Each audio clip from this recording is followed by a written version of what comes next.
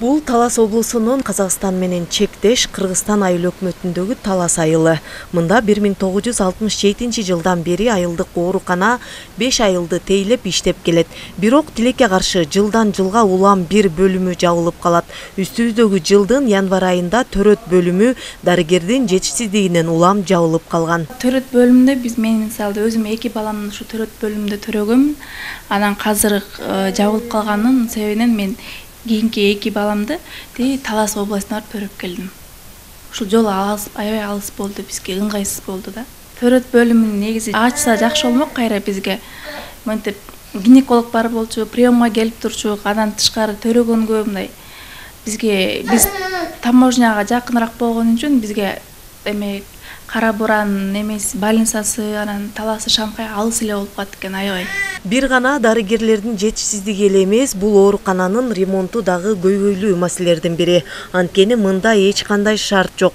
Алсак жылытуу системасы ар бир палатага электр энергиясы аркылуу берилсе, муздак сууну ташып келишет. Азыркы учурда 2 эле бөлүм бар бизде. Төрөт бөлүмүбүз да жабылган. Ошол кезде бизде 100дөй бала төрөлчү, 5-6 айылды биз тейлечик.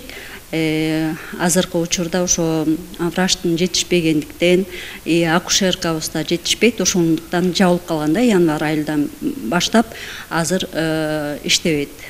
Бизде дарыгер жетишсиз, үй бүлөлүк дарыгердин врачы ошол бизди карайт.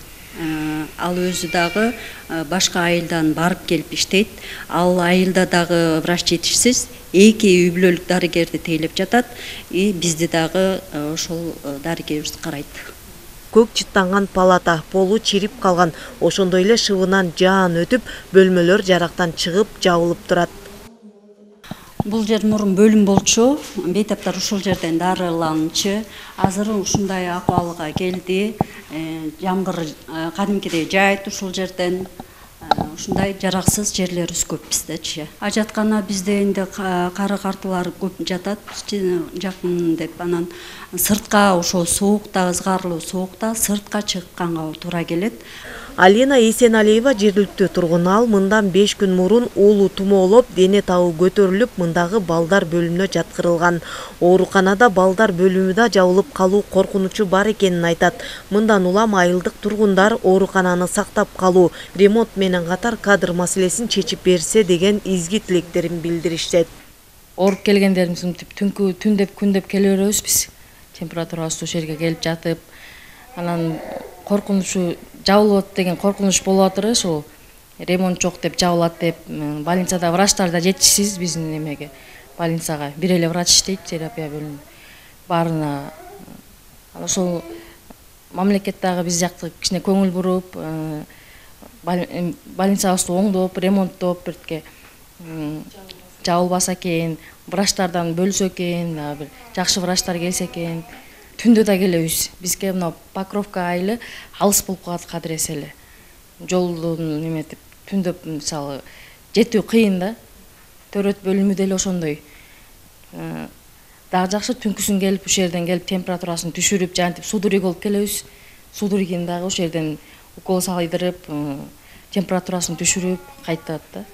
Ал эми Кыргызстан айыл өкмөтүнүн башчысы Мукталы Дүйшөбаевдин берген маалыматында бул маселе менен бир канча жерге кайрылышкан, тилекке каршы азырынча чеке жылытарлык жооп боло электигин белгилейт. Эскилиги жеткен больница, анан аны капремонт кылганда деле 2 ойго кетишти алар, эгер жаңы салыш керек деп кетет. Ошону энди биз жообун күтүп атабыз.